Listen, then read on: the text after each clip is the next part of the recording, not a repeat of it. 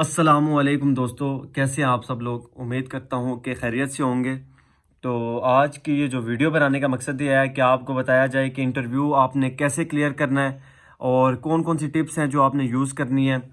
तो पहली बात तो ये है कि आपकी ड्रेसिंग जो है वो जब भी आप इंटरव्यू में जाएंगे तो आपकी अच्छी ड्रेसिंग होनी चाहिए, आपकी फॉर्मल ड्रेसिंग होनी चाहिए। और जब भी आप जाके और जब भी आप, कुछ लोग ऐसे भी हैं जब इंटरव्यू देने जाते हैं तो अपनी चीज़ें ही CNIC और एजुकेशनल डॉक्यूमेंट्स ही भूल जाते हैं। तो आपने ऐसी गलती बिल्कुल नहीं करनी।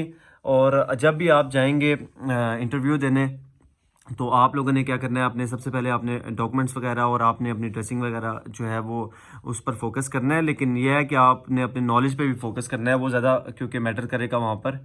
तो आपने जब वहाँ पर जाएंगे आपसे आपके जितने भी एजुकेशनल डॉक्यूमेंट्स हैं वो ले लिए जाएंगे। पैनल में 3 आदमी होंगे और उनमें से फिर सबसे पहले आपने अपना इंट्रोडक्शन वगैरह कराना है, जिसमें आपका नाम, आप किस जगह के रिहायशी हैं, और इस बारे में जब आप इंट्रोडक्शन करा चुके होंगे तो वो अगर आपसे कुछ क्वेश्चंस करना चाहते हैं तो वो करेंगे। अदरवाइज़ इस तरह के क्वेश्चंस वो इंट्रोडक्शन में नहीं करते। फिर आपका जो नेक्स्ट फेज़ होगा उसका इंटरव्यू का, उसमें वो आपसे इस्लामियात, पाक स्टडी और इंग्लिश के बारे में कुछ क्वेश्चंस होंगे, मैथ के भी हो सकता हूँ। लेकिन मेन क्वेश्चंस वो आपसे करेंगे इस्लामियात और करंट इश्यूज़ के बारे में। इस्लामियात के बारे में आपसे ये क्वेश्चंस हो सकते हैं कि नबी पाक ने की ज़िंदगी के बारे में बहुत सारी जो है वो चीज़ें पूछ सकते हैं वो आपसे, जैसे कि नमाज के बारे में पूछ सकते हैं, नबी पाक के कितने बेटे बेटियां थी, और ये सारी मालूमात आपको आनी चाहिए। और उसके बाद आपको जो है वो नमाज कब फ़र्ज़ हुई, ये वाला क्वेश्चन आपको लाजमी आना चाहिए। जनरल क्वेश्चंस होंगे आपसे करेंगे, मतलब इतना डीप क्वेश्चंस नहीं होंगे इस्लामियात के। और रही बात आगे पाक स्टडी की, तो पाक स्टडी में भी पाकिस्तान कब बना, कायद आज़म के बारे में कब पैदा हुए, तो इसका आंसर है 25 दिसंबर 1876 में पैदा हुए। और उन्होंने तालीम कहाँ से हासिल की, जो इब्तदाई तालीम थी उन्होंने कराची से हासिल की, और फिर वो आला तालीम के लिए इंग्लिस्तान चले गए। और उसके बाद आपसे उनकी वफ़ात के बारे में पूछा जा सकता है। तो ये जो जनरल क्वेश्चंस हैं ये आपको आने चाहिए। और उसके बाद वॉर के बारे में पूछा जा सकता है कि उसके बाद जंग कब हुई, 1965 के बारे में जो जंग हुई थी उसके बारे में पूछा जा सकता है। और ये पाक स्टडी के ये क्वेश्चंस होते हैं, मेन क्वेश्चन जो जनरल क्वेश्चंस हैं। और उसके बाद आपने मैथ के क्वेश्चंस जो होते हैं वो बहुत इजी होते हैं।